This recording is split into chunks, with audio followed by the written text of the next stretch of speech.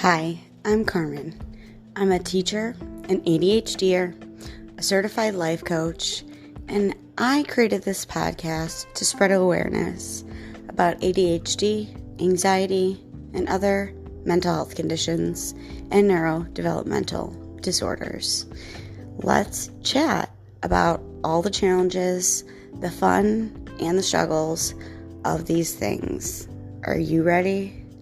Let's get started. Hi, my friend. How are you? For real, how are you?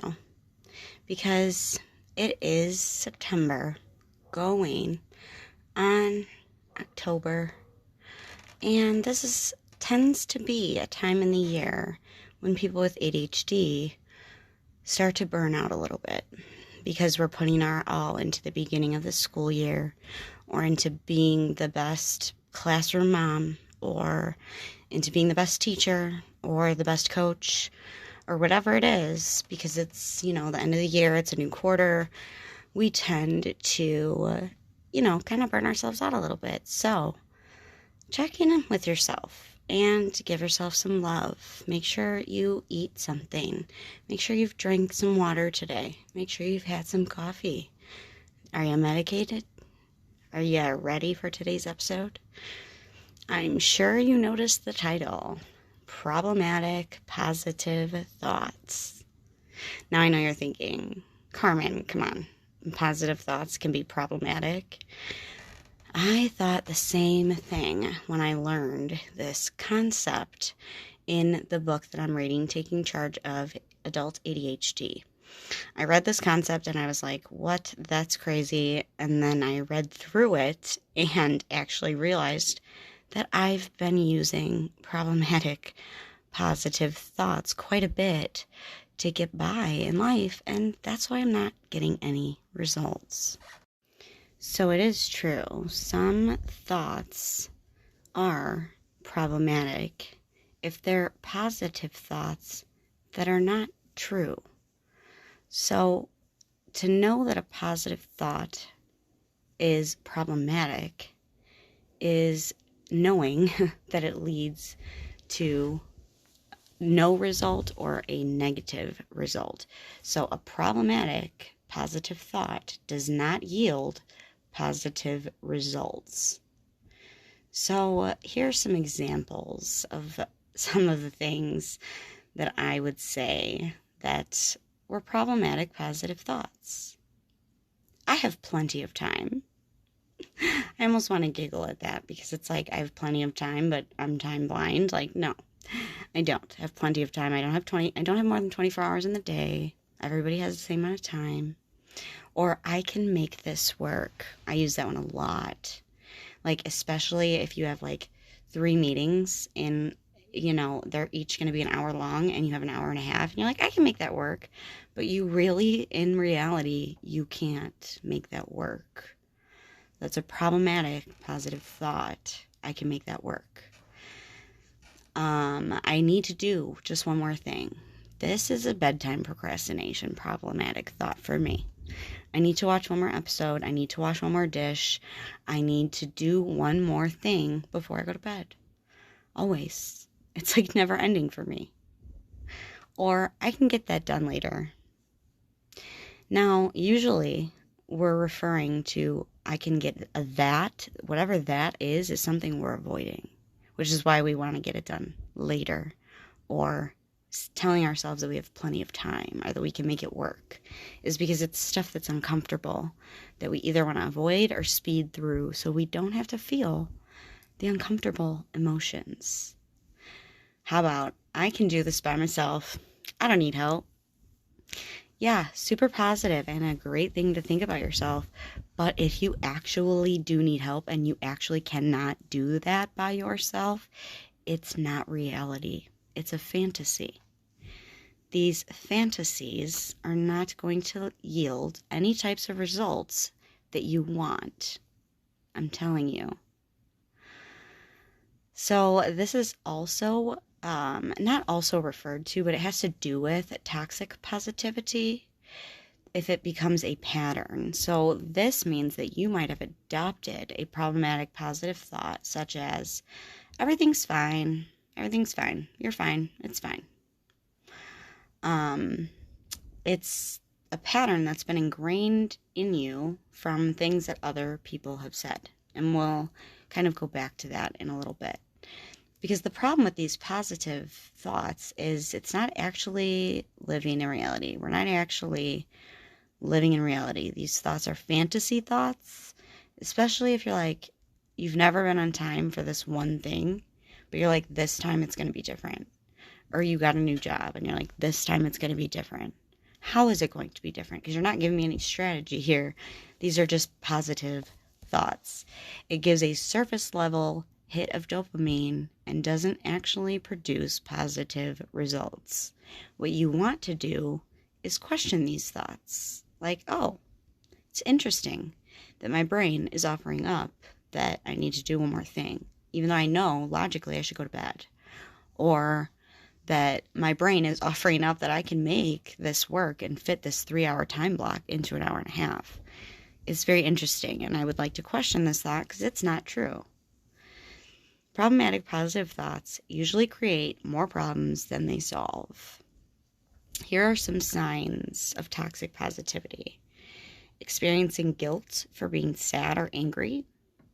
Dismissing others' strong emotions. Ignoring your problems, just like pretending they're not there. Kind of like when a kid covers their eyes when they're in trouble. Like, oh, I'm not here, you can't see me. Hiding or masking your emotions if they are not positive or happy. Reciting positive thoughts or quotes even during difficult situations. So I'm not talking about like your affirmations. I'm talking about like reciting positive thoughts like, it's fine, it's all going to be fine. I can do this. Have plenty of time. Reciting those types of things even during difficult situations. That's a sign. So essentially, essentially, toxic positive thoughts or problematic positive thinking is the belief that no matter how dire, difficult, or impossible a situation or task is, people should maintain a quote-unquote positive mindset. Friends, this takes positive thinking to like a super overgeneralized extreme, and it's actually harmful. Dr. Barkley refers to it as maladaptive, meaning the opposite of helpful.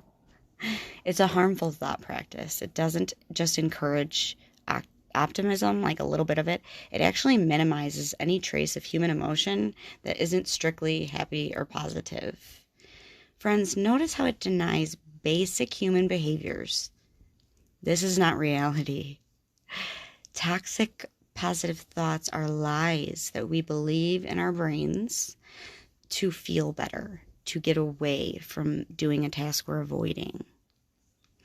Their brain, our thoughts, they want to make us feel better because they're made to protect us.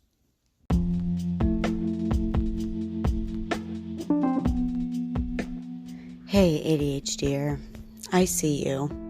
Are you looking for a community of people, possibly with a fabulous leader of people with ADHD, a community in which you finally feel like you belong?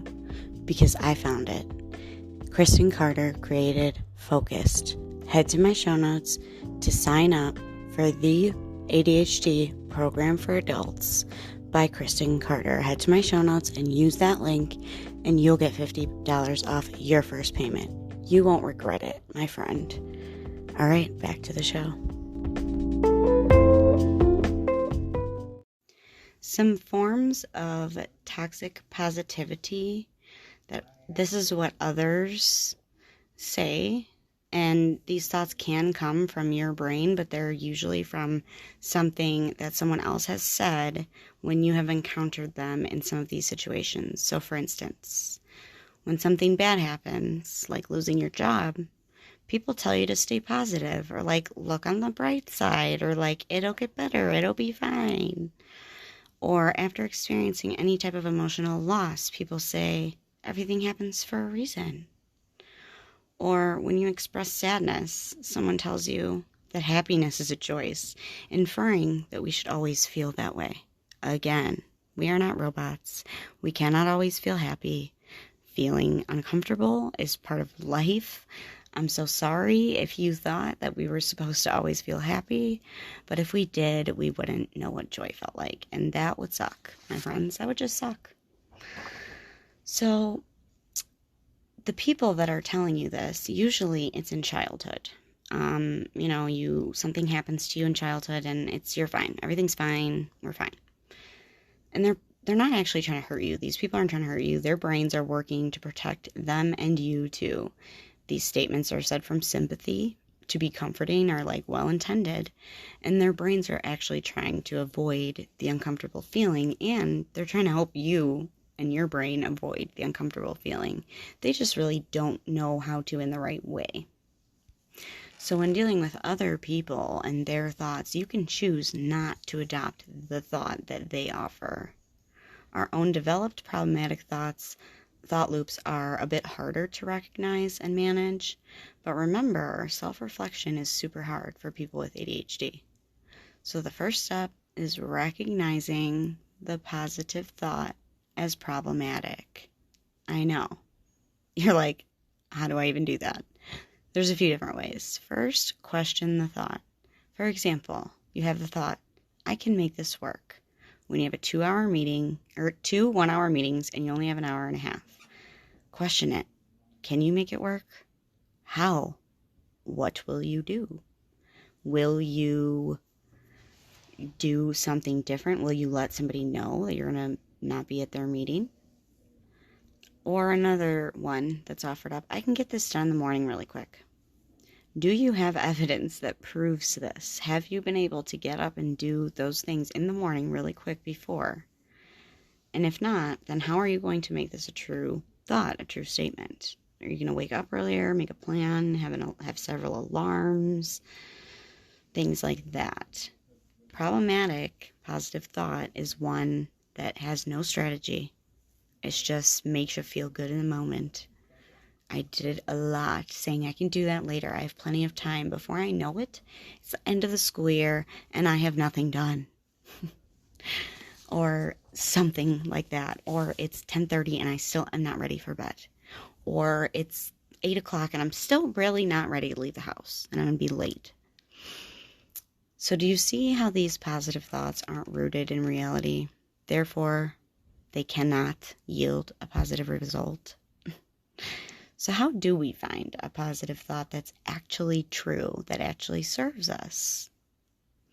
Well, first, you have to recognize and accept reality. We have ADHD. We're going to be late. Things are going to happen, and we're going to be uncomfortable. So the next step is allowing that discomfort. Then ask yourself, truthfully, and be honest with yourself, can you make this true? Usually, the answer is no. If the answer is yes, that means you've made a plan. ADHD is a neurodevelopmental disorder that inhibits your ability to regulate thoughts, emotions, etc. So the work here is really rooted in your self-concept and trusting yourself, in believing or not believing your own thoughts about yourself and the ones that you've adopted from others, is to retrain your brain to actually have positive thoughts that you believe. Like, I am a good teacher. That is a positive thought that's not problematic because I know it to be true. I've seen growth in my students. I've had my job for several years. There's evidence there. Or I am a good girlfriend. I've been in a relationship for 3 years. We communicate very well. There's evidence behind that. Or I can get this lesson plan done in 3 days of work. Meaning, over the course of 3 days, with a specific plan, I can get it done. Those are examples of healthy, positive thoughts. plus your regular affirmations that you might do in the morning or whenever you do your positive, affirmations. What I really want you to take away from this episode is to catch your brain loops, to catch your thought loops and really question them and make sure that they're true so that you can get results that you want. Because we deserve to, friends. Just because we struggle a little bit does not mean that it should be way harder for us. Now, we're not entitled. It shouldn't be easier, but we do have to feel the emotions that go along with it. And we have to do the work that comes along with it. It's not super comfortable, but it's not supposed to be. If you're uncomfortable, you're doing it right. So take away from this episode what you wish, but try not to fall into the toxic or problematic positive thoughts and thought looping and thinking, because that will not yield you anything but frustration over and over again. I promise you from experience, that's where it will lead you. So I wanted to share this concept and the strategies because I found it to be very helpful for me. I really hope it's helpful for you. Let me know if it is. If we're not connected on Instagram, we totally should be, by the way. I'm at authentically_ADHD, Carmen_Iris. Connect with me. Let me know. What did you think about this? Because it's really intriguing. It's an intriguing topic. That's all I have for now, friends. Stay authentic. Talk to you soon.